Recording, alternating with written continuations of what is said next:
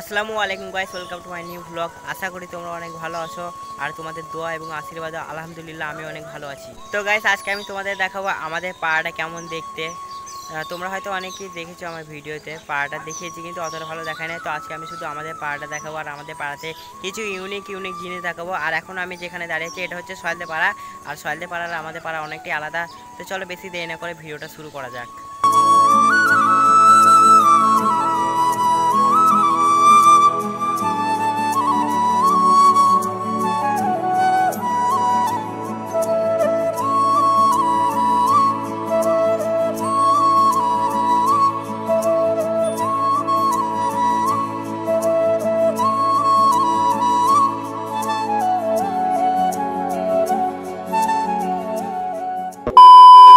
তো এসব মিলিয়ে হচ্ছে আমাদের পাড়া, আর আমাদের এই পাড়াটার নাম হচ্ছে পূর্ব পাড়া।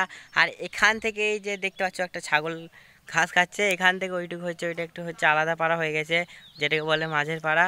আর এই যে দেখতে পাচ্ছ একটা তেঁতুল গাছ, যেখানে ছোটোবেলায় আমরা অনেক তেঁতুল পরে খেতাম। আর এই যে পেছনে এই বাড়িটা দেখতে পাচ্ছ, তো এটা হচ্ছে আমাদের মেন আড্ডাখানা বলতে পারো। কারণ যখনই বৃষ্টি হয় বা পানি হয় তখনই আমরা এখানে এসে বসে বসে সবাই মিলে গল্প করি। আর এটা একটা দিদিদের বাড়ি ছিল, দিদিটা এখন নেই গো, সময়ের সাথে সাথে সব চলে গেছে। আর ভাই সত্যি কথা বলতে আমাদের গ্রামে সেরকম কিছুই নেই গো, কিন্তু একটা জিনিস আছে যেটা তোমাদেরকে আমি এখানে দেখাচ্ছি। তো এগুলো হচ্ছে সেই জিনিস যার কারণে আমাদের পুরো গ্রামটাকে ইউনিক বানিয়ে দিয়েছে। কারণ এক পাশে মন্দির আর এক পাশে মসজিদ, আর এইসব জিনিসগুলো ভাই খুব কমের ভাগেই গ্রামে দেখা যায়। আর এই যে তোমরা দেখতে পেলে এক পাশে মন্দির আর এক পাশে মসজিদ, এটা শুধু আমাদের পাড়াতেই না, আমাদের পাশের পাড়াতেও আসে। তো যাই হোক, এখন তোমাদেরকে আমি দেখাবো একটা ড্রোনের ক্লিপ, যেটা একটা দাদা করেছিল, তখন আমি গ্রামে ছিলাম না। কিন্তু তার আগে তোমাদেরকে কিছু কথা বলতে চাই।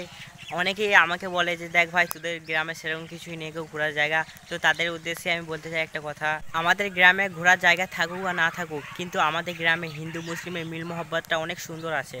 যারা একমাত্র জলজান্ত প্রুফ হচ্ছে আমাদের মসজিদ আর মন্দির এক পাশে থাকা।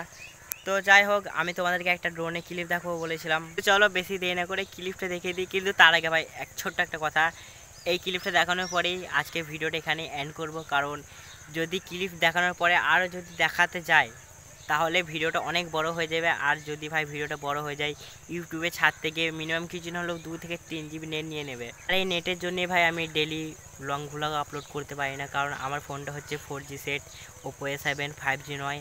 তার কারণে আমাকে যখনই আমি লং ভ্লগ করি আমাকে পকেট থেকে টাকা দিয়ে কিনে রিচার্জ করে ভিডিও আপলোড করতে হয়। তো চলো গাইস, ড্রোনের ক্লিপটা দেখিয়ে দিই, আর ড্রোনের ক্লিপটা দেখেই আমাদের ভ্লগটা আজকে এখানেই শেষ করব।